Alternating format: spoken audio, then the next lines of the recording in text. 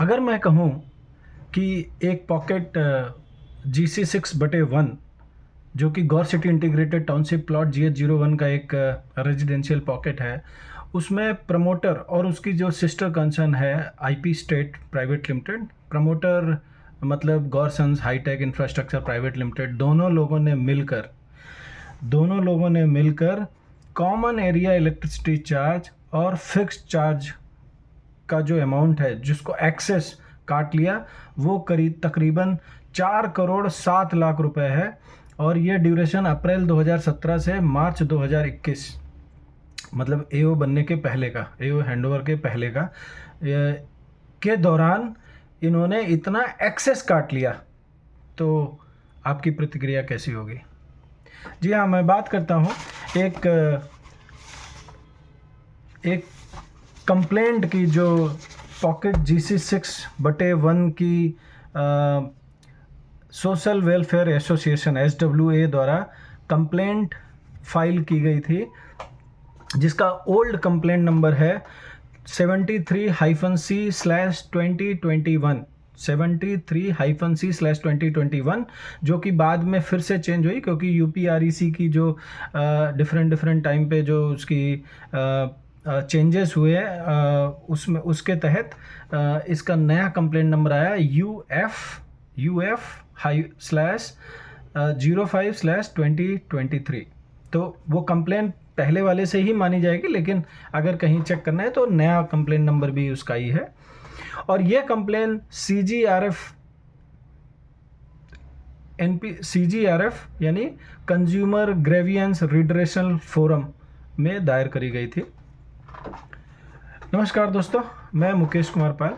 अब ये CGRF है जिसमें आप अपने ग्रेवियंसेस को रीएड्रेस करने के लिए वहाँ पे कंप्लेन करते हैं। तो ये basically UPERC, Uttar Pradesh electricity regulatory commission, जो कि इस्टेब्लिश हुआ था 2003 में, उसके तहत ये CGRF दायर की गई थी। अब इस पे एक मिनट लूँगा कि ये UPERC क्या है।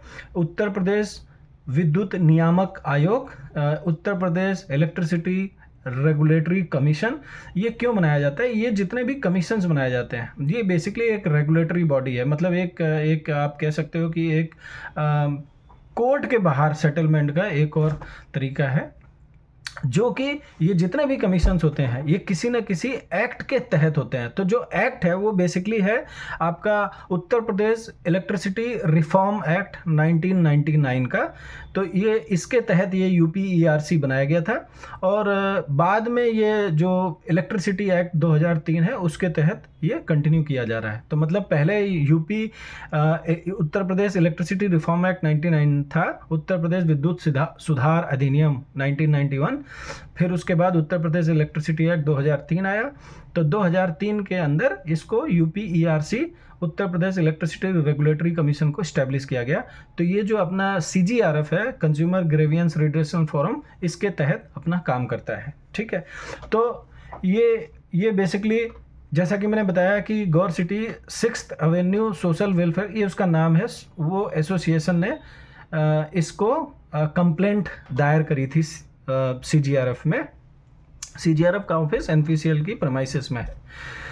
तो अब इसमें 3 पार्टी बनाई गई थी। 6th avenue social welfare SWA ने 3 पार्टी बनाई थी। पहली थी गौरसन्स हाईटेक इंफ्रास्ट्रक्चर प्राइवेट लिमिटेड, जो कि प्रमोटर है। दूसरी इनकी जो सिस्टर कंसर्न है IP स्टेट प्राइवेट लिमिटेड। तीसरी NPCL Noida power company limited. ठीक है, ये 3 पार्टी बनाएगी, जो कि इसमें केस में है कंप्लेनेंट वर्सेस अपोजिट पार्टीज।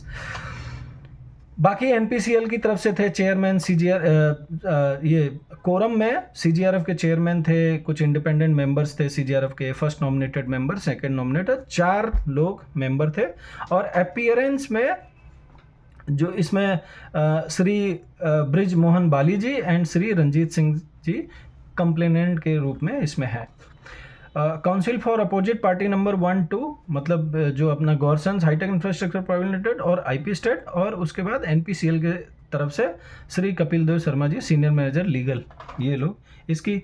अब ये जो केस है ये बहुत इंटरेस्टिंग है। इसकी जो हियरिंग जो लास्ट हियरिंग हुई है 31 जनवरी 2025 को, और जो ऑर्डर दिया गया है वो 28 मार्च 2025। तो इसकी मैंने ये मेरे पास CGRF का ऑर्डर है, जो CGRF कंप्लेनेंट नंबर 73C-2021 है, इसका ऑर्डर है। इसमें मैंने अपने नोट्स बनाए हुए हैं, और ये बेसिकली पूरा जो प्रेयर की गई है कंप्लेंट के तौर पे, और जो इन्होंने ऑर्डर दिए हैं उसमें वो लगभग ये पूरा 19 पेजेस का है। ये डॉक्यूमेंट पूरा 19 पेजेस का है।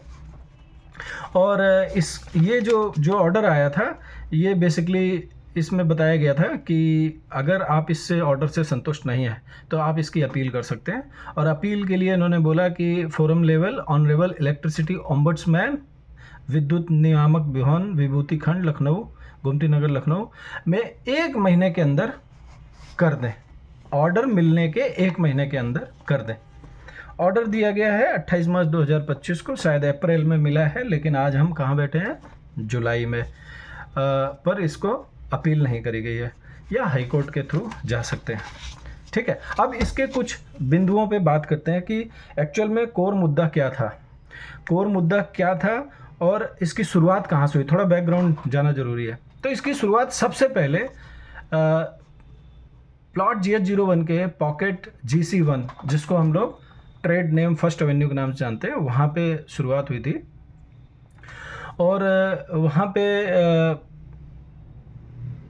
जब इसकी शुरुआत हुई तो बेसिकली एक ऑर्डर आया था, और उसके बाद इसको परस्यू फर्दर नहीं किया गया। पता नहीं क्या कारण रहे थे। एसोसिएशन बन गई थी, उन्होंने इंटरेस्ट नहीं लिया, या कुछ और भी कारण रहे हैं। तो उसमें श्री के सिन्हा जी ने ये CGRF में कंप्लेन करी थी। उनके साथ और भी लोग थे फर्स्ट एवेन्यू से, GC1 से। तो वहाँ पे ऑर्डर आ गया था, उसके बाद वो परस्यू नहीं किया गया। ये बात है 2019-20 की। उस ऑर्डर के बेसिस पे पॉकेट GC4 फोर्थ एवेन्यू से भी ये यहाँ कंप्लेंट CGRF में कंप्लेंट करी गई थी, और उसमें श्री कृष्ण मोहन अग्रवाल जी ने वो करी थी। बाद में एसोसिएशन आई, फिर एसोसिएशन ने उसको परस्यू नहीं किया या उसको छोड़ दिया बीच रास्ते पे, और उसी दौरान फिर इन्हीं दोनों का रेफरेंस लेके GC6/1, उस समय SWA थी, तो श्री ब्रिजमोहन बाली जी और श्री रंजीत सिंह जी ने इसको किया। और आपको जानकर हैरानी होगी कि ये जो मामला दिया गया था, वो सबसे पहले कंप्लेंट 11 नवंबर 2020 को फाइल करी गई थी। 11 नवंबर 2020 को ये कंप्लेंट फाइल की गई थी, और इसका ऑर्डर आया है 28 मार्च 2025 को। लगभग 4.5 साल लग गए। और इस 4.5 साल में वो जो अपोजिट पार्टी थी, उन्होंने भरसक प्रयत्न किया कि कोई ना कोई व्यवधान इसमें डाला जाए, और उन्होंने डाला भी। और ये डिले इसीलिए हुआ, कुछ तो एडमिनिस्ट्रेटिव ओवरहेड की वजह से हुआ, कुछ लैक ऑफ एविडेंस या कलेक्शन ऑफ एविडेंस, और क्योंकि डॉक्यूमेंट इकट्ठा करने होते हैं, और कुछ जो इनकी तरफ से जो अपोजिट पार्टीज हैं उनकी तरफ से जानबूझ के व्यवधान डाले गए। तो पहले तो मैं ये व्यवधान पे चर्चा कर लेता हूँ। क्या ये मैंने नोट्स किए हुए हैं। तो व्यवधान क्या होते हैं, कोई भी चीज़ इतनी आसानी से नहीं मिलती है। तो इसमें पहले इसको केस को कॉम्प्लिकेटेड केस तो था ही, ठीक है। तो और उसके बाद जैसे कि हाँ, सबसे पहले इन्होंने ऑब्जेक्शन करा कि जो अपोजिट पार्टी है, कंप्लेन को साइन और वेरीफाई करने वाले व्यक्ति को ऑथराइज नहीं माना गया, ठीक है। वहाँ जो कंप्लेनेंट थे उनको अपोजिट पार्टी वन मतलब गॉर्सन हाईटेक इंफ्रास्ट्रक्चर प्राइवेट लिमिटेड ने बोला कि ये ऑथराइज नहीं है। अब आप सोचिए, जो भी यहाँ फ्लैट, पूरे प्लॉट में जो भी फ्लैट का ओनर है, जो निवासी है, भारत का नागरिक है, यहाँ मेंटेनेंस देता है, उसके नाम पे फ्लैट है, वो लेजिटिमेट है, लीगल है, वो उसके पास पूरे राइट्स हैं, ठीक है। तो इन्होंने बोला कि वो ऑथराइज नहीं है, जो कंप्लेंट कर रहे हैं वो ऑथराइज नहीं है, कंज्यूमर हैं।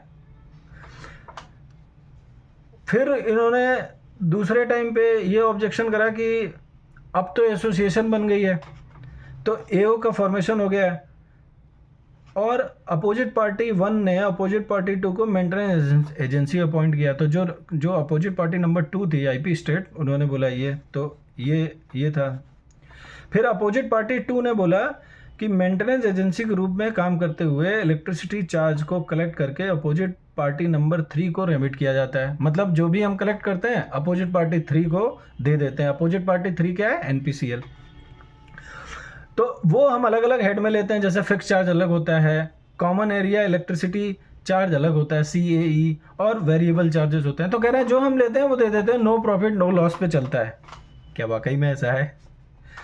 अच्छा, एनपीसीएल ने क्या बोला कि जो सिंगल पॉइंट कनेक्शन के रूप में जो रजिस्टर्ड कंज्यूमर है वो अपोजिट पार्टी नंबर 1 है, मतलब गॉरसन्स हाईटेक इंफ्रास्ट्रक्चर प्राइवेट लिमिटेड है। तो कंज्यूमर एक्चुअल में गॉरसन्स हाईटेक इंफ्रास्ट्रक्चर प्राइवेट लिमिटेड है।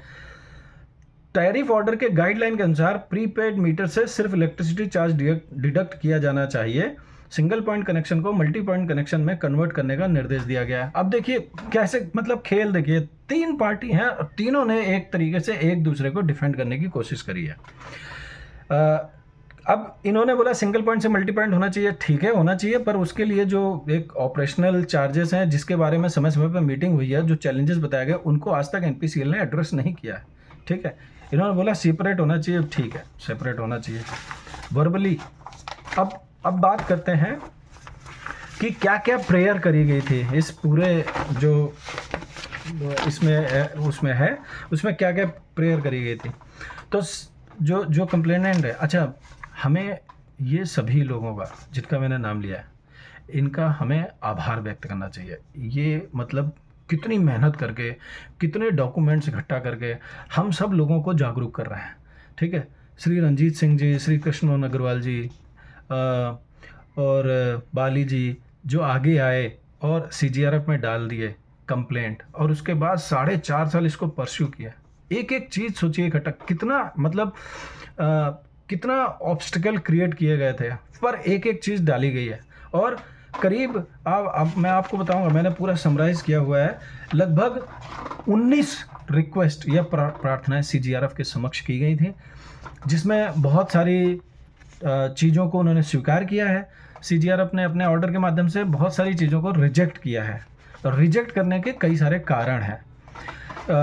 तो उस पर हम सिलसिलेवार ढंग से चर्चा करेंगे। वीडियो थोड़ी सी लंबी होगी, पर ये जानकारी के लिए बहुत ज़रूरी है और हम सबको जागरूक रहना चाहिए। कुछ लोग जो हमारे लिए एफर्ट्स लगा रहे हैं, हमें उसका फ़ायदा उठाना चाहिए। ठीक है, हम इसके एक एक चीज़ पे डिस्कस करेंगे। तो पहला जो पॉइंट था, तो इसमें क्या है कि ये जो अपना CGRF का ऑर्डर है और मैंने कुछ अपने नोट्स बनाया, तो मैं दोनों समय समय पर रेफ़र करूँगा ताकि विषय से ना हटूँ। तो जो पहला इसका पॉइंट था, तो पहले पॉइंट में ये बताया गया है डिटेल की जो टोटल फिक्स चार्ज लिया जाता है, वो प्रत्येक कंज्यूमर या रेजिडेंट में उसके सैंक्शन जो लोड है के आधार पर प्रो रेटा बेसिस पर वितरित करना। ठीक है, जो टोटल फिक्स चार्ज है। दूसरा पॉइंट था प्रीपेड मीटर सिस्टम के माध्यम से भुगतान पर 2% छूट देना। ये बहुत इंपॉर्टेंट पॉइंट है। प्रीपेड मीटर सिस्टम, ये मतलब जो इनके UPERC का जो नियम है, या उसका क्या कहते हैं, ये 2% वाला ये पॉइंट मैंने नोट किया था। ठीक है, या 2% रिबेट ऑन प्रीपेड मीटर। तो बेसिकली क्या होता है, अगर कंज्यूमर जो भी है वो entitled to have 2% discount on the applicable rate as defined in tariff order according to NPCL on pro rata basis. मतलब ऑन प्रीपेड मीटर, अगर आप प्रीपेड मीटर से इलेक्ट्रिसिटी की जो पेमेंट करते हैं तो आप 2% रिबेट के लिए लाइबल है, 2% ऑन प्रीपेड मीटर। तो पहली रिक्वेस्ट ये करी गई थी कि प्रीपेड मीटर के सिस्टम से भुगतान पर हम 2% की छूट दी जाए सभी निवासियों को। तीसरा, मंथली बिल में 1% रिबेट को प्रो रेटा बेसिस पर पास ऑन करना। तो मंथली बिल पे 1% रिबेट ये कब होता है, अगर आप ड्यू डेट से पहले पेमेंट कर देते हैं इलेक्ट्रिसिटी की। ये इसका टैरिफ ऑर्डर का नियम है, ड्यू डेट से पहले अगर आप करते हो तो 1% अतिरिक्त छूट मिलेगी। अब चूंकि हमारा तो प्रीपेड मीटर है, तो हम तो डेट से पहले ही कर रहे हैं, तो ये बिल्कुल जायज़ मांगे हैं। पहले तो 2% मांगा गया क्योंकि हम प्रीपेड से करते हैं और आपका नियम है कि अगर जो प्रीपेड से करते हैं तो वो 2% की छूट दी जाए। तीसरा, 1% की फर्दर रिबेट दी जाए क्योंकि हम ड्यू डेट से पहले पेमेंट कर देते हैं, क्योंकि हमारा तो प्रीपेड मीटर है। चौथा पॉइंट, प्रीपेड मीटर को चार्ज करने के लिए ट्रांजैक्शन चार्ज को टैरिफ शेड्यूल के अनुसार चार्ज करना। तो जो भी टैरिफ शेड्यूल है, तो अब प्रीपेड मीटर को हम चार्ज करते हैं तो टैरिफ शेड्यूल के अनुसार हमारी जो चार्जिंग है यह हमसे पैसा लिया जाए। पांचवा पॉइंट है, वेंडिंग चार्ज को कंज्यूमर रेजिडेंस पर नहीं लगाया जाए। वेंडिंग चार्ज होता है बेसिकली, इसमें क्या होता है, एक कोड जनरेशन होता है। तो एनपीसीएल की तरफ से जैसे 10 रुपये प्रति टोकन एक कोड जनरेट होगा, जो ट्रांजैक्शन चार्ज होगा वो लिया जाता है, ठीक है। तो यहाँ रिक्वेस्ट करी गई जो वेंडिंग चार्ज है वो हमसे ना लिया जाए। छठा पॉइंट है, अब तक वसूल किए गए सभी अधिक चार्जेस को ब्याज सहित वापस करना। सातवां पॉइंट है, प्रीपेड इलेक्ट्रिसिटी मीटर को कैम चार्जेस, कैम मतलब common area maintenance, DG charges और अन्य चार्जेस से अलग करना। बिल्कुल फेयर है, ठीक है। जो आप एनपीसीएल का आप ले रहे हो, इलेक्ट्रिसिटी जो यूपी ईआरसी के तहत है, वो हमसे सिर्फ उसी का लें। कैम चार्जेस, डीजी चार्जेस, अन्य चार्जेस, मेंटेनेंस चार्जेस, वो सब अलग कर दीजिए आप, ठीक है। आठवां पॉइंट है, इलेक्ट्रिसिटी सप्लाई को सिर्फ इलेक्ट्रिसिटी चार्ज के डिफॉल्ट पर ही डिस्कनेक्ट करना। अगर हमारा जैसे मीटर, अब क्या है कि मल्टीपल चार्जेस उसी से ही कंज्यूम हो रहे हैं, तो अगर आपका रिचार्ज खत्म तो वो कनेक्शन, तो ये बोला जा रहा है कि जो इलेक्ट्रिसिटी सप्लाई तभी कट होगी अगर इलेक्ट्रिसिटी चार्जेस से रिलेटेड पेमेंट नहीं हुई है तो। नवा पॉइंट है, कॉमन एरिया और फैसिलिटी के इलेक्ट्रिसिटी कंजम्पशन को अलग से मॉनिटर करना, ठीक है। कॉमन एरिया और जो फैसिलिटीज़ हैं, आप पता तो चले ना कितनी फैसिलिटी, क्योंकि यहाँ तो देखने को मिल रहा है लाइसेंसी फैसिलिटी लैंड पे इंक्रोचमेंट हो रखा है, अनप्रिंसिपल्ड कंस्ट्रक्शन है। लाइसेंसी फैसिलिटी लैंड जैसे हर एक पॉकेट की अपनी अपनी लाइसेंसी फैसिलिटी लैंड है। जैसे GC5 की 3200 वर्ग मीटर, GC6/1 की 3200 वर्ग मीटर, GC4 की 7000 वर्ग मीटर, ठीक है, GC7 की 20,000 वर्ग मीटर, ठीक है। ऐसे ये सब की है लाइसेंसी फैसिलिटी लैंड। तो लैंड लीज डीड एग्रीमेंट जो अपना प्राधिकरण और प्रमोटर के बीच में होता है, उसकी धारा D17 का घोर उल्लंघन है, जिसमें साफ साफ लिखा हुआ है 20,000 वर्ग मीटर से कम की लैंड को सब लीज नहीं कर सकते। यहाँ तो मल्टीपल प्लॉट्स बना के सेल करे गए हैं। तो इसलिए हम कह रहे हैं कॉमन एरिया और फैसिलिटीज़ के इलेक्ट्रिसिटी कंजम्पशन को अलग से मॉनिटर करना, पता तो चले कि कितना कॉमन एरिया है, कहाँ फैसिलिटीज़ है, जो है भी नहीं उसका भी चार्ज हमसे ही लिया जा रहा है। 10वां पॉइंट है, पॉकेट GC6 के कॉमन एरिया और फैसिलिटीज़ के इलेक्ट्रिसिटी कंजम्पशन को अलग फीडर और डेडिकेटेड एनर्जी मीटर के माध्यम से मॉनिटर करना। 11वां पॉइंट है, हर बिलिंग साइकिल के लिए रियलाइज्ड अमाउंट और पेड अमाउंट का डिटेल कंप्यूटेशन प्रत्येक कंज्यूमर रेजिडेंट को प्रदान करना। हर एक रेजिडेंट को पता होना चाहिए ना, ट्रांसपेरेंसी होना चाहिए। 12वां है, हर फाइनेंशियल ईयर के ऑडिटेड अकाउंट की कॉपी प्रत्येक कंज्यूमर रेजिडेंट को प्रदान करना, ठीक है। 13वां है, गौर सिटी के सभी सिंगल कनेक्शन का विवरण, गौर सिटी के सभी सिंगल कनेक्शन का, क्योंकि यहाँ तो सिंगल पॉइंट कनेक्शन है, राइट, मल्टीपल पॉकेट्स हैं, मल्टीपल रेजिडेंशियल पॉकेट्स हैं, कॉमर्शियल पॉकेट्स हैं। तो रेजिडेंशियल पॉकेट्स की बात हो रही है कि सिंगल कनेक्शन का विवरण दीजिए, आप डिटेल दीजिए। 14वां पॉइंट है, पॉकेट GC6 का detail load calculation. Detail load, कितना लोड है और कितना सैंक्शन लोड है, कितना कंज्यूम हो रहा है, कितने का हमसे चार्ज लिया जा रहा है। 15वां पॉइंट है, पॉकेट GC6 के सभी ओनर्स LOT का विवरण प्रदान करना, ठीक है। 16वां है, पॉकेट GC6 का लेआउट प्लान प्रदान करना। लेआउट प्लान बेसिकली इसलिए मांगा गया है क्योंकि इससे पता चले कि क्या बनना था, क्या बना है, कितना एरिया है, कितना एरिया कॉमन एरिया है, कि क्या फैसिलिटीज़ है जो अब है नहीं, पर उसका भी चार्ज लिया जा रहा है क्या। 17वां पॉइंट था, पॉकेट GC6 का सिंगल लाइन डायग्राम और HT and LT cable layout प्रदान करना। 18वां पॉइंट है, इस कंप्लेंट का जजमेंट सभी रेजिडेंशियल पॉकेट पर लागू करना। देखो कितना, मतलब ये होते हैं, वृक्ष कब होने फल बके नदी न संचय नीर। मतलब ये GC6/1 पॉकेट, जो लोग कहते हैं ना ये मेरा पॉकेट है, दूसरा पॉकेट का आप क्यों इंटरफेयर कर रहे हो, एक प्लॉट, एक टाउनशिप, सारे पॉकेट्स पे वही रूल एंड रेगुलेशन होंगे, एक अथॉरिटी, ठीक है, एक प्रमोटर। तो अब GC6/1 की कंप्लेंट है CGRF में, और वो रिक्वेस्ट कर रहे हैं कि इसका जो भी ऑर्डर होगा, चूंकि सभी सेम नेचर की हैं, वो ऑर्डर सारे पॉकेट्स में अप्लाई हो। उसका जो ऑर्डर है जजमेंट का जो या कंप्लेंट का, equally applicable to all residential pocket GC1, GC2, GC3, GC4, GC5, GC6/1, GC6/2, GC7 of Gaur City Township as opposed party number 3 is for all these residential opposite party number 3 is NPCL, because NPCL provider है तो वो same है NPCL, ठीक है। Single connection हर एक का मांगा गया है, प्रमोटर सेम है, अथॉरिटी सेम है, टाउनशिप एक ही प्लॉट है, एक ही प्लॉट के अंदर ये एक तरीके से लॉजिकली सेपरेटेड रेजिडेंशियल पॉकेट्स हैं। मानना पड़ेगा सर, ये होता है परमारथ के कारण साधुन धरा शरीर। 19वां पॉइंट है बिल इशू करने के लिए सही पता कंसीडर करना। ये बहुत इंपॉर्टेंट पॉइंट है, क्योंकि यहाँ पे सबकी रजिस्ट्री गलत एड्रेस पे है। अगर एड्रेस करेक्ट होगा तो करेक्ट एड्रेस पे करेक्ट बिल आएगा, राइट। बिल का एड्रेस ठीक होना चाहिए। अब CGRF ने जो ये 19 पॉइंट की रिक्वेस्ट करी गई है, तो CGRF ने बहुत सारे पॉइंट्स को अस्वीकार कर दिया है, बहुत सारे पॉइंट को स्वीकार कर लिया है। अस्वीकार करने के अपने अलग कारण है, वो मैं बताऊंगा।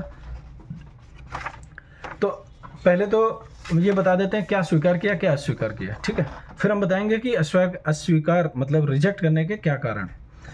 टोटल फिक्स चार्जेस, जो ये बोला गया था कि टोटल फिक्स चार्जेस को प्रत्येक कंज्यूमर रेजिडेंट में उनके सैंक्शन लोड के आधार पर प्रो रेटा बेसिस पर वितरित करने का निर्देश दिया, इन्होंने मान लिया, ठीक है। दूसरा 2% रिबेट ऑन प्रीपेड मीटर, ये था कि प्रीपेड मीटर है, हम इंटाइटल्ड हैं, 2% हमें रिबेट दिया जाए, तो इन्होंने इसको रिजेक्ट कर दिया। रिजेक्ट करने का कारण दिया है कि रेजिडेंट डायरेक्ट कंज्यूमर नहीं है और उनका कनेक्शन पोस्ट पेड था। मतलब जिन्होंने कनेक्शन लिया है, जो अपोजिट पार्टी 1 है, promoter Gaur sons hitech infrastructure private limited, हमसे प्रीपेड लेते हैं, उनको पोस्ट पेड के हिसाब से देते हैं, उनका जब बिल जनरेट होता है तब वो देते हैं। तो इन्होंने बोला कि आप लोग डायरेक्ट कंज्यूमर नहीं हो, जो मेरा कंज्यूमर है जिन्होंने कनेक्शन लिया है, तो NPCL से Gaur sons hitech infrastructure private limited लेते हैं और वो हमको देते हैं, ठीक है। तो उन्होंने बोला कि वो जो 2% रिबेट ऑन प्रीपेड मीटर है वो आपको नहीं मिलेगा। देखिए खेल शुरू हो गया, हमसे लिया जा रहा है, वहाँ आप पोस्ट पेड के तौर पे दिया जा रहा है। तो ये जो एक्सेस अमाउंट है, ये बहुत सारा कैलकुलेशन का, उसमें ये मांगा गया है कि जो एक्सेस अमाउंट लिया गया है, तो उसमें देखो ये मतलब कितनी गहन अध्ययन, विचार विमर्श, एफर्ट्स लगाए गए होंगे। जो रिक्वेस्ट करी गई थी कि जो कंज्यूमर और रेजिडेंट से जो एक्सेस चार्ज किया गया है वो हमको वापस इंटरेस्ट के साथ कराइए। इंटरेस्ट कितना? 6% का इंटरेस्ट के साथ। और उसमें रेफरेंस दिया गया है कि आपका ही एक ऑर्डर था CGRF का जिसमें इसी तरीके का केस था, उसका केस नंबर जो कंप्लेंट नंबर है वो 50C/2019 है। ये जो कंप्लेंट प्रेयर करी गई उसमें ये सारे रेफरेंस दिए गए। आप लोग भी देखिएगा इसको, बहुत इंटरेस्टिंग है।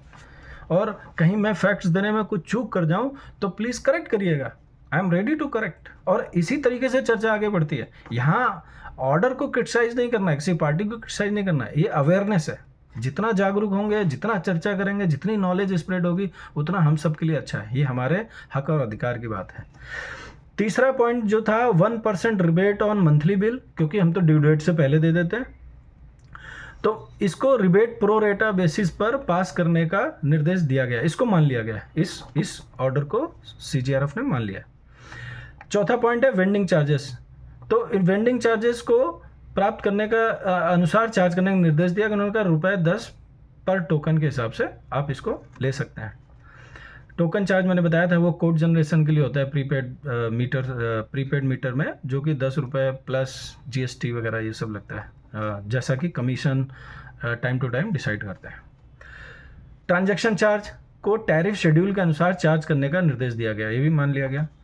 Access charge refund, access charge को वापस करने की प्रार्थना को अस्वीकार कर दिया गया है, ठीक है।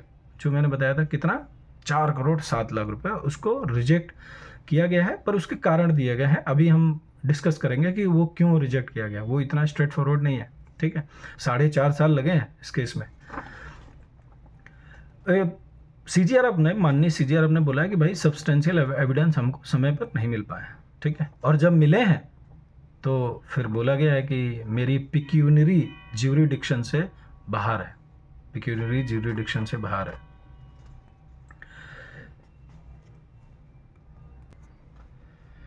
तो एक्सेस चार्ज को इसको रिजेक्ट कर दिया गया। फिर 7वां पॉइंट है prepaid meter charge. Prepaid electricity metre से सिर्फ इलेक्ट्रिसिटी चार्ज को डिडक्ट करने और डिस्कनेक्शन को सिर्फ इलेक्ट्रिसिटी बिल की आउटस्टैंडिंग होने पर ही करने का निर्देश दिया गया।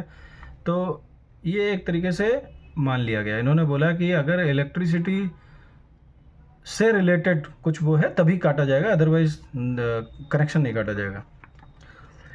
Common area electricity monitoring facility consumption अलग से मॉनिटरिंग का ये मान लिया गया है कि आप अलग से मॉनिटर करिए कॉमन एरिया इलेक्ट्रिसिटी मॉनिटरिंग को। डिटेल कंप्यूटेशन हर बिलिंग साइकिल के लिए रियलाइज्ड अमाउंट और पेड अमाउंट, रियलाइज्ड अमाउंट और पेड अमाउंट का डिटेल कंप्यूटेशन प्रत्येक कंज्यूमर रेजिडेंट को प्रदान करने का निर्देश दिया गया है, ये भी मान लिया गया है।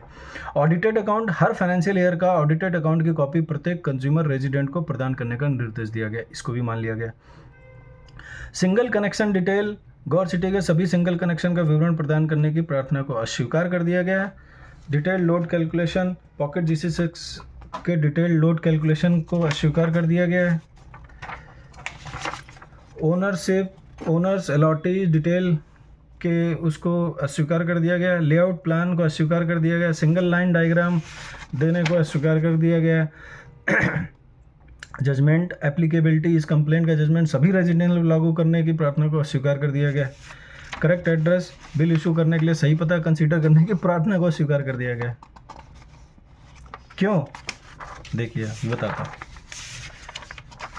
कई सारी चीज़ों को तो इन्होंने जो ये मांगे गए हैं, single connection provided, HT LT, ये सब डायग्राम ये जब मांगे गए ना। अच्छा, ये जितने भी ये जैसे पहले तो 19 पेज का है, तो जो CGRF के ऑर्डर्स हैं, मतलब हर एक पॉइंट्स पे जो प्रेयर करी गई थी, वो पेज नंबर 14 से लेके 19 तक है, 17 से 19 तक है। तो वहाँ 14, 16 मतलब हर एक पॉइंट्स पे उन्होंने उसको रेखांकित करके वो ऑर्डर किया है। और वो रिजेक्ट वो क्यों किया है? जैसे किसी चीज़ में ये तो बोला है कि भाई ये तो आपको उसी समय ले लेना चाहिए था। कब? देखिए मैं उसमें जाता हूँ जो उस जगह ऑर्डर पे है, सिंगल कनेक्शन और ये सारा जो मांगा गया है।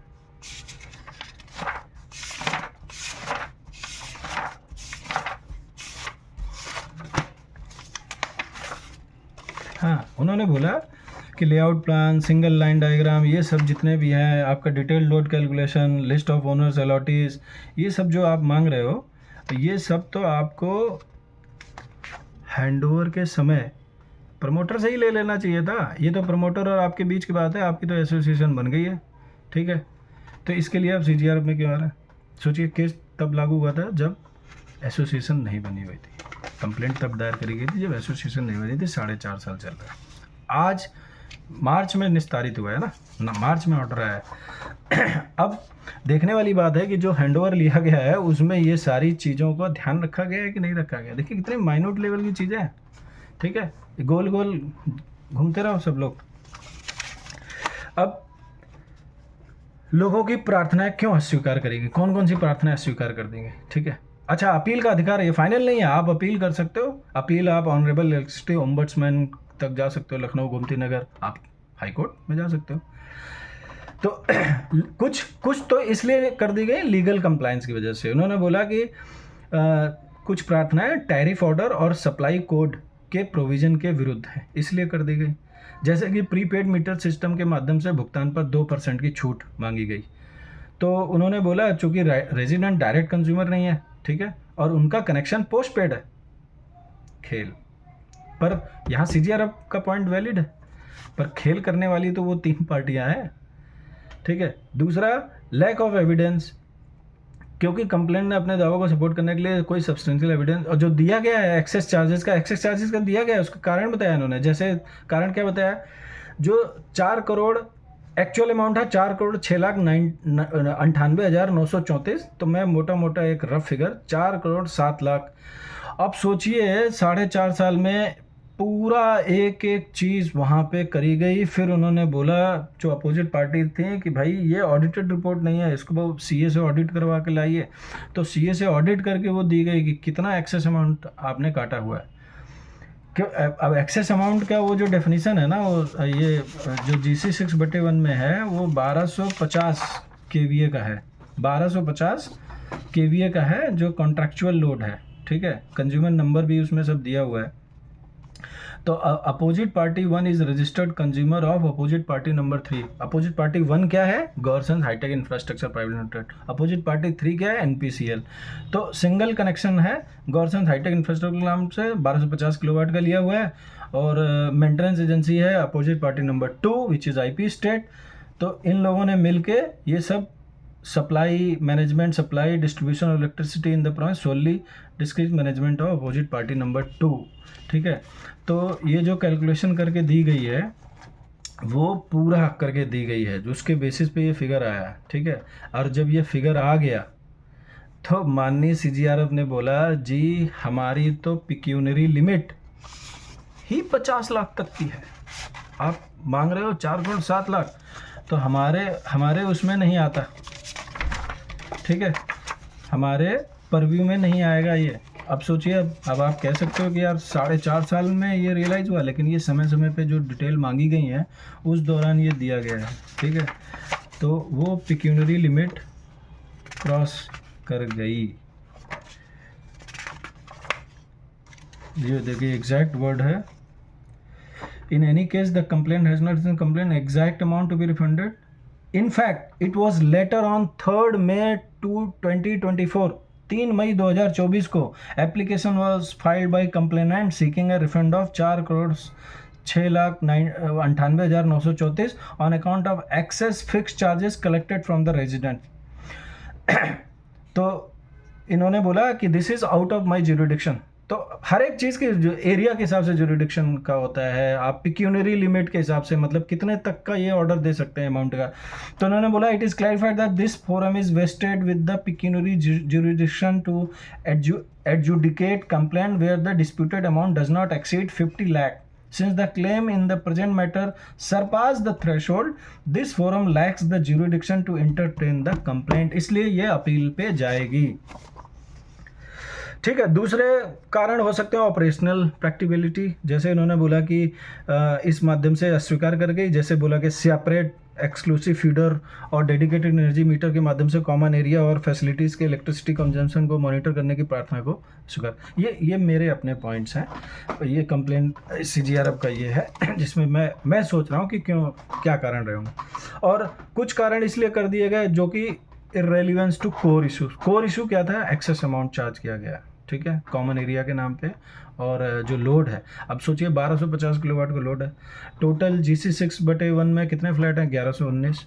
अब 5 kVA का बाय डिफ़ॉल्ट है कनेक्शन, तो 5 kVA इंटू 1119 करेंगे तो कितना होगा? हमसे कितना लिया जा रहा है, ठीक, और है कितना? 1250 का टोटल, ठीक।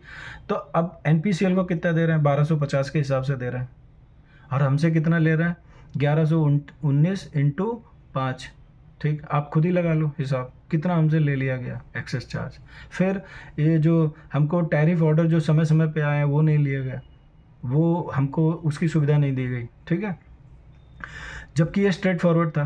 क्वेश्चन ये था कि जितना प्रमोटर ने हमसे लिया है क्या उतना ही NPCL को दिया है? ये NPCL को बताना था। अब NPCL ने तो ये बताया नहीं। तो ये पूरा कैसे मतलब काम करता है आप समझ सकते हो, सब एक दूसरे से कहीं ना कहीं जुड़े हुए।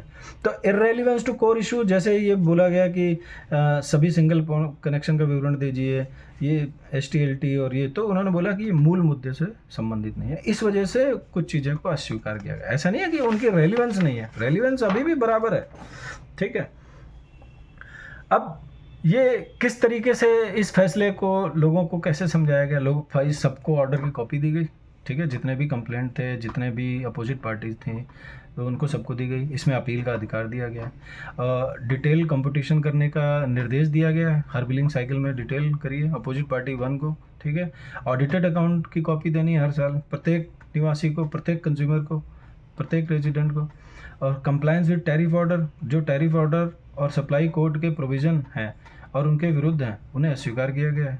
ठीक है, सभी पार्टीज़ को ये स्पष्ट किया गया है कि उन्हें लीगल कंप्लायंस के तहत ही अपने इशू को एड्रेस करना चाहिए। ऑपरेशनल इंस्ट्रक्शन दिए गए। ठीक है, अब इससे प्रभाव क्या पड़ेगा समाज में? इससे पड़ेगा ट्रांसपेरेंसी, अकाउंटेबिलिटी आएगा, फाइनेंशियल ऑडिट करा जाएगा, वेंडिंग चार्ज 10 रुपये के अनुसार ही मंथली बिल में, और 1% रिबेट को दे दिया गया है।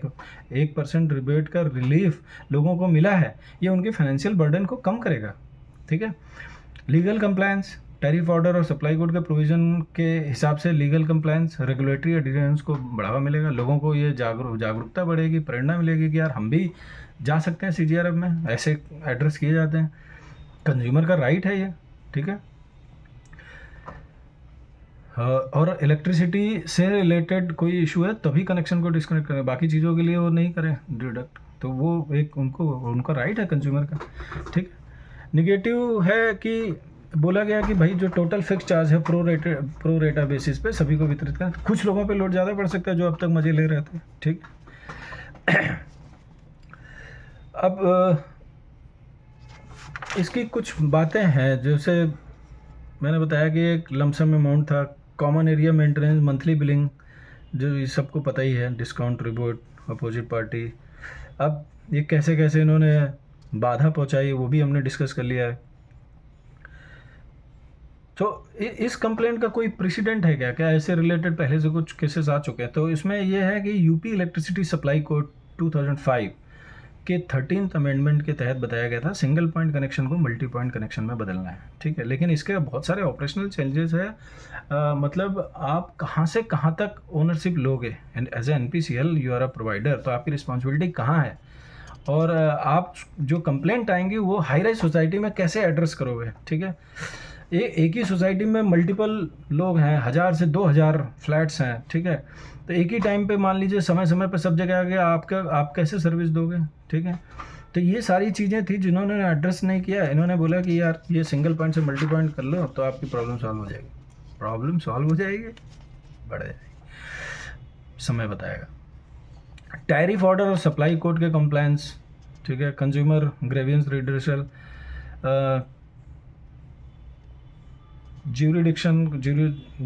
ज्यूरिडिक्शन वो तो हमने पढ़ ही लिया। तो अच्छा, क्या इस केस में जो इतने 4.5 साल तक चलता रहा तो बीच बीच में कुछ इंटरिम ऑर्डर आए थे जो लोगों को रिलीफ दें? हाँ जी, बिल्कुल आए थे। तो पहला ऑर्डर आया था 25 मई 2022 को। ठीक है, आप सबको पता होगा कि एसोसिएशन बनने से पहले या हैंडओवर से पहले जब एजेंसी IP स्टेट जो कि सिस्टर कंसर्न है प्रमोटर की, वो जब मेंटेन कर रहे थे तो समय समय पे मेंटेनेंस बढ़ा देते थे बिना कारण बताए, कुछ भी नहीं बताते थे, कोई हिसाब नहीं देते थे कि कितना अभी खर्चा हो रहा है और आप क्यों कह रहे हो बढ़ाने को, कोई ऑडिट रिपोर्ट नहीं देते थे। तो 25 मई उसी केस के दौरान 25 मई 2022 को CGRF ने अपोजिट पार्टी 1 और 2 यानी प्रमोटर और IP स्टेट को निर्देश दिया था कि जो 370 रुपये पर flat per month CAM charge infra charge के रूप में आप बढ़ा रहे हैं वो आप नहीं बढ़ा सकते, उन्हें रेजिडेंट से चार्ज नहीं किया जाएगा। तो ये पहला ऑर्डर आया था। तो ये समय समय पे बेनिफिट मिले हैं उसके, इसको एक्नॉलेज करना चाहिए सभी रेजिडेंट को।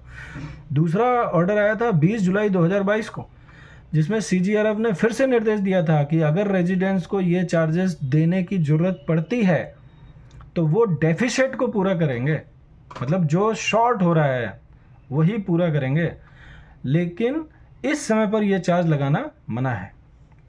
डेफिसिट को तो तब पता चलेगा जब हमको पूरी ट्रांसपेरेंसी रखा जाएगा कितना ये हमसे कलेक्ट कर रहे हैं अपोजिट पार्टी 1, 2।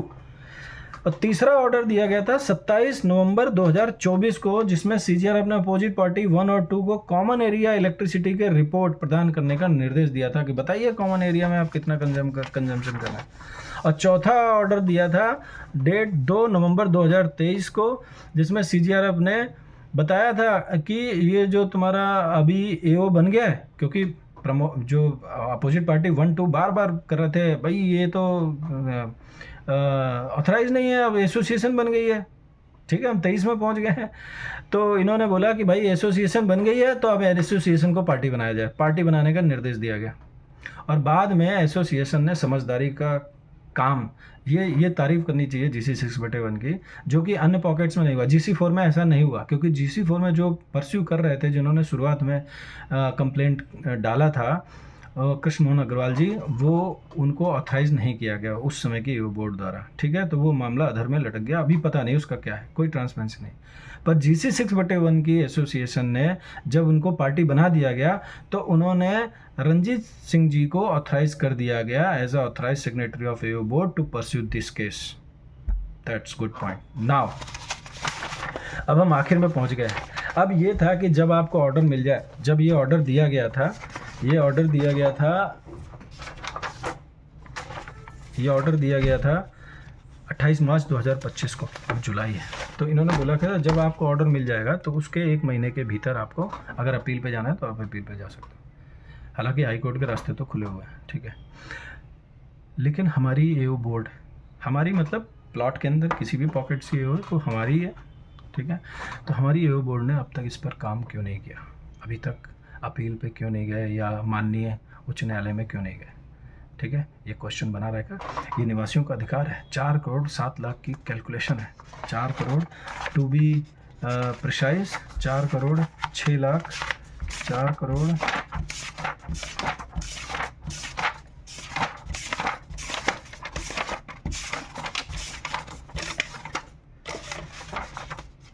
बताइए आप, 4 करोड़ 6 लाख की जो पेमेंट है ये आप एक्सेस काटा गया है। अगर ये निवासियों की एसोसिएशन या निवासियों को वापस मिल जाएगा तो उससे कितने बड़े बड़े काम हो सकते हैं सोसाइटी में। ये हमारी हार्ड अर्न मनी है। अब आप सोचिए, ये 4 करोड़ 7 लाख राउंड फिगर में मान लीजिए। अब आप सोचिए वहाँ 1119 फ्लैट हैं GC 6/1 में, तो इतना फिगर है। अब मान लीजिए पॉकेट GC 5 में जहाँ 1320 फ्लैट है, तो ये अमाउंट कितना होगा, क्योंकि सब जगह सेम किया गया है। अब GC 1 में और भी बहुत सारे पॉकेट्स हैं, मतलब GC 5 से तो ज़्यादा ही है, तो वहाँ पे कितना होगा। GC 4 में 760 780 है, 680, वहाँ पे कितना होगा, ठीक है। तो मेरे हिसाब से सभी पॉकेट्स को इस पर काम करना चाहिए। और हमारे पास ऑलरेडी ये केसेस हैं जिनका रेफरेंस देके, तो आपको इतनी मेहनत नहीं करनी पड़ेगी, आपको सिर्फ वो कैलकुलेट करना पड़ेगा, वो लेना पड़ेगा। एसोसिएशन बनी है, सारा कंट्रोल अभी आपके पास है। मोरलेस जो गौर सिटी के हैं सभी में एसोसिएशन बन चुकी है, और केस को परस्यू करिए और एक कंबाइंड केस जाना चाहिए। आशा करता हूँ आप सभी को ये इन्फॉर्मेटिव लगा होगा। जागरूक रहिए, सचेत रहिए। धन्यवाद।